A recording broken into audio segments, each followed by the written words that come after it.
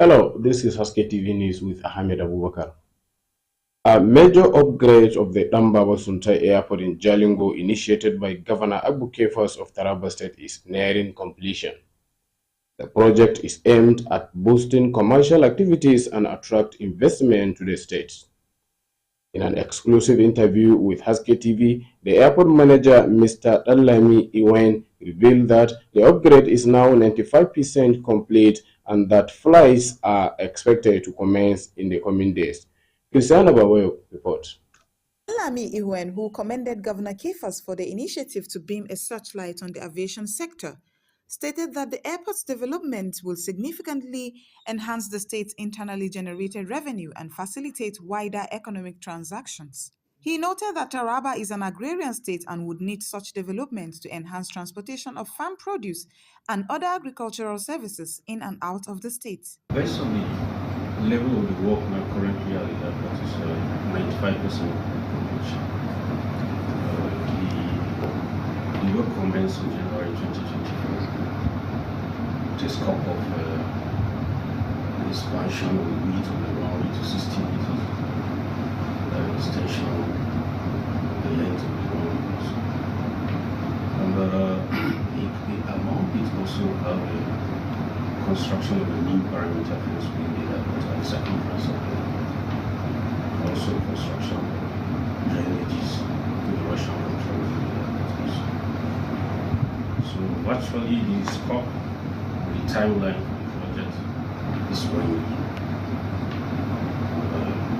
As it is now, it's about 90% first phase.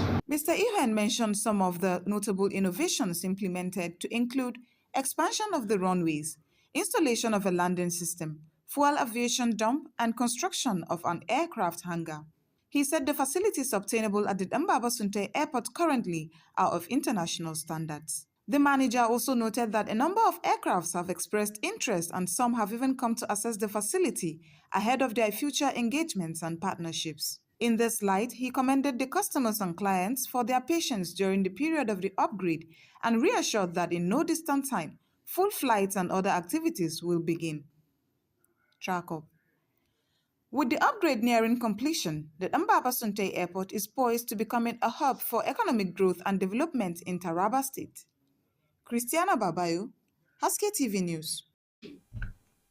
The Special Assistant to Taraba State Governor on Humanitarian Affairs, as well as the Special Assistant on Entrepreneurship and Poverty Alleviation, has paid a courtesy call to the State Technology Incubation Center in Jalingo. The visit is aimed at fostering collaboration focused on exploring areas where the government could assist in achieving the ICT's goal. Farida Haq has the details. The center manager, Malam Ibrahim Aminu, welcomed the visitors and delivered a brief history of the center. He explained that TIC Jalingo is a federal government agency under the National Board for Technology Incubation, Federal Ministry of Innovation, Science and Technology. He highlighted the center's role in empowering unemployed youth by providing them with skill development, helping them to become self-reliant and contributing to the reduction of poverty in Taraba State. The Special Advisor on Humanitarian Affairs, Dahiru Abbo, stated that the main purpose of the visit was to discuss potential government interventions and partnerships. Representing His Excellency Dr. Abu Kefas, the Executive Governor of Taraba State, the Humanitarian Governor, the Youth Governor, the Governor was the freeing of masses to come and see what is happening in this center in order to give the first-hand information. Meanwhile, the Special Advisor on Entrepreneurship and Poverty Alleviation, Lazarus Warakaka, also spoke, reinforcing the purpose of the visit, which is to reduce poverty and guide the organization toward further success. He encouraged students at the center to take full advantage of the opportunities provided and urged the management to continue instilling essential skills in them. Rally, as he has stated, my colleagues have stated, I fall under economic and job creation. And this is the house. Yes. There's no any better place to make it work than here. Our aims and objectives are to reduce poverty in society. and to contribute to socio-economic development, and also to provide strategic guidelines or support for an organization like this one. The program concluded with the presentation by Mr. Alfred, who showcased the various skills the student had acquired and demonstrated how the products were being made. Farida Haq, Haske TV News.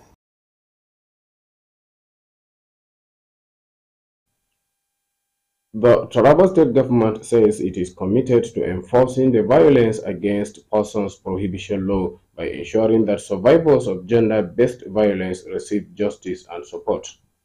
The government, at an event to mark this year's International Women's Day, said it is out to ensure equity and has fully implemented the 35% affirmative action formulated by the National Gender Policy in 2006. Zachary Sanilov reports.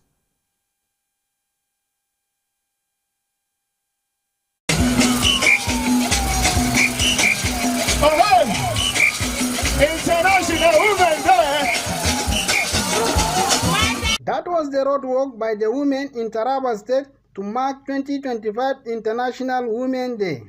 The roadwork, which started from Mile 6 roundabout, terminated at Campview Event Center in Jalingo, Taraba State.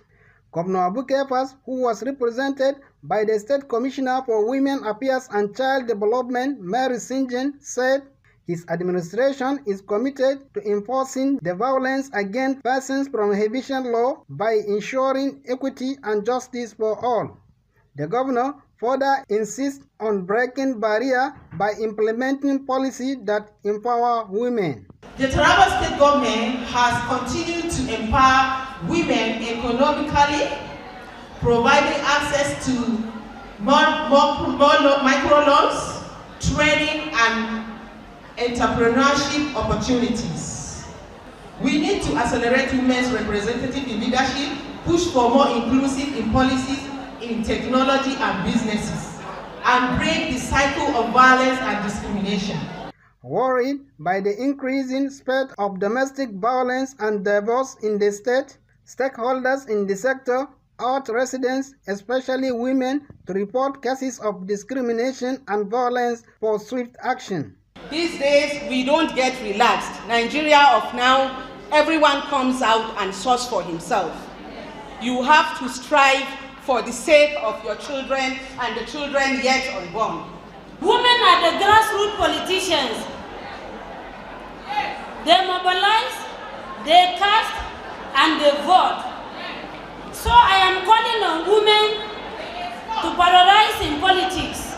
Women are to be celebrated every day, but God has set aside March. From today, keep celebrating yourself. What is accelerate action? It is a call for action. And I'm happy that Taraba State, we have already taken action by establishing the family courts. The Permanent Secretary, Taraba State Ministry of Women Affairs and Child Development, Mr. Eric Juo, said the gap in girl-child education is disturbing despite the free education policy of the state government and call for equality and implementation of reforms by the state government. While the state government said it has fully implemented the 35% affirmative action, the women are assured the state government that they will continue to campaign to inspire the girl child to fight for the causes of women to accelerate progress through education. Zachary Sanilo, Haske TV News. You are watching Haske TV News at 6. We now go for a break, after which we will resume and the news will continue. Stay with us.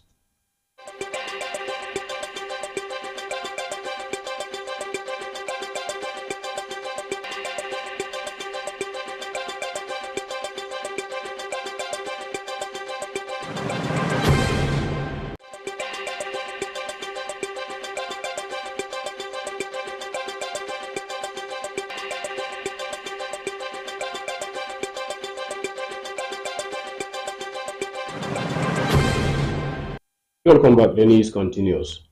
The Kaduna State government has reaffirmed its commitment to reducing the number of out-of-school children and expanding access to education in the state. According to the Commissioner for Education, Professor Mohammed Sani Bello, the administration is working tirelessly to ensure that every child in the state has access to quality education. The commissioner, who spoke at the quarterly ministerial press briefing in Kaduna on Wednesday, insisted that no child would be denied access to quality education across the state. The commissioner also stated that 62 new secondary schools have been built under the Agile project, with plans to construct 50 more schools before the second anniversary of the current administration in Kaduna State. The Senator Natasha, representing Kogi Central Senatorial Zone, has been suspended by the Senate for 6 months over allegations of sexual harassment against the Senate President Godswill Akpabio.